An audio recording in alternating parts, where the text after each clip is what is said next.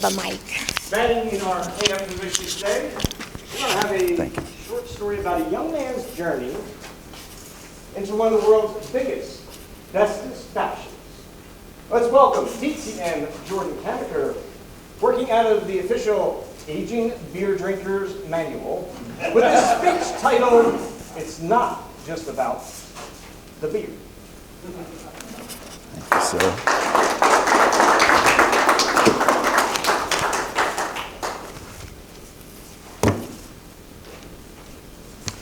Some of you remember my tale of a half-year journey through Europe and Asia, some 46 years ago. You may remember that I met this Swedish girl on the beach in Venice, Florida, where I lived back in 1973. Oh, she was the Swedish girl I ever met. And I told her, someday I will come visit you. It took 6 years because I had to put myself through school at UF, and now at 79, I'm working on the Great Lakes. I contacted you, want me to come visit? She says, oh, absolutely, but not Sweden, Spain. So I get the Eurail pass, I land in Spain. She meets me, and the one thing she didn't tell me is that she was living with her boyfriend.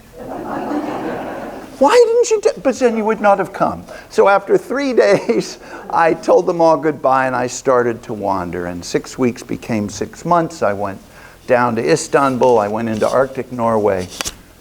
And it was right around today, 46 years ago, that I found myself in Munich. And the Oktoberfest was well underway. Yes, the Oktoberfest is mostly in September, and it just tails into October. So it was on.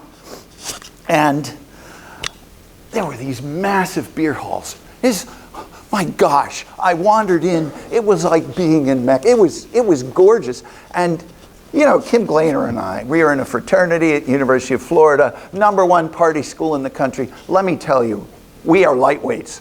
Those German, even like the little bits, the waitresses, they could knock down a liter just like that. So I was in heaven. And hours melted away. And then I realized, it's dark, they're getting ready to close, and I have no place to stay.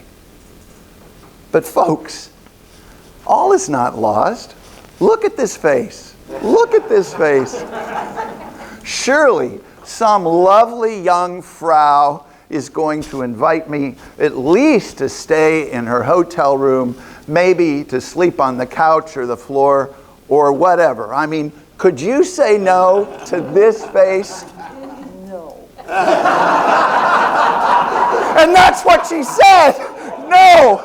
So instead of sleeping in some warm hotel, I took my knapsack and my sleeping bag, and I slept under the lip of a loading dock in the industrial section of town, and it was like going into Dante's seventh circle of hell.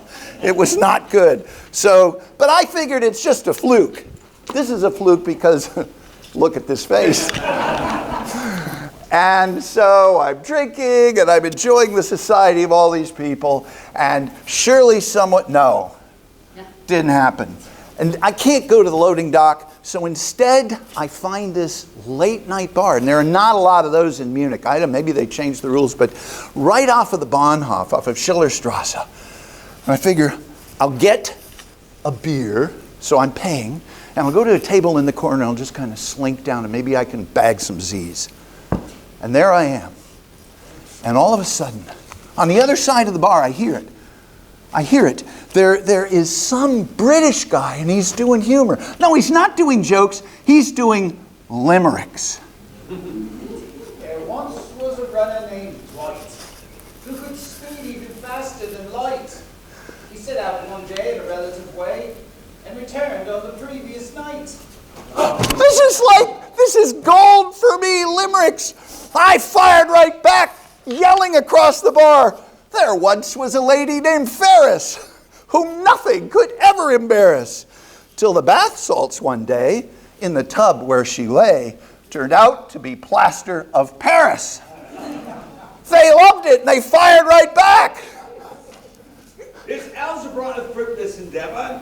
It seems they've been trying forever. to find X, Y, and Z. It is quite clear to me if they've not found them yet, then they'll never. Well, I can't let him have that last word. One Saturday morning at 3, a cheesemonger's shop in Paris collapsed to the ground with a thunderous sound, leaving only a pile of debris. And so they said, Come on, get over here. Come on. yeah. Sit with us, sit with us. They invited me right over. They offered me something to drink. I went, this isn't beer. But we were buddies. Pete Wilson, Pete Wigglesworth, and 3 other guys from Britain. And we're drinking and we're telling jokes, and the hours unfold. And then they say, oh, where you staying, lad? Well, I said, I figured with his face. But they said that there had been one of their buddies. There were 6, and at the last minute, one of their buddies couldn't make it. And if I thought I could pass off as Terry Jones, I had a place. So we went to the German hotel, arm in arm, singing drunkenly, and they let us right in. And just to ice it, in the morning I complained about the food. 5 days. I had a hotel. And then they left after 5 days. I went back to the beer hall. I met some other British guys. All British guys are the same, right? At about 2 in the afternoon, one guy took a bottle, bam, broke it, and came after the other guy. They're not all the same. I was getting ready to leave. And I was getting ready. I don't know, am I going to go home? What am I going to do? This tall Icelandic fellow named Ingeson said, we are going to Iran. Would you like to come? That, my friends, is another story. But I distilled meaning from this adventure and the others. And the meaning was, there are good people everywhere. Those guys saved me. They came to visit me some years later. Good people everywhere. And the next time we see some stranger, we've got to remember, yes, God will provide. But God provides because God has staff. We're on the staff. God's got a team, and we're part of the team.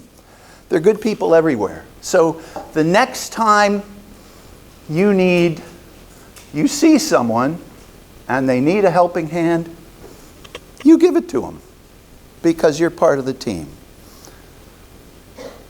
Mr. Toastmaster.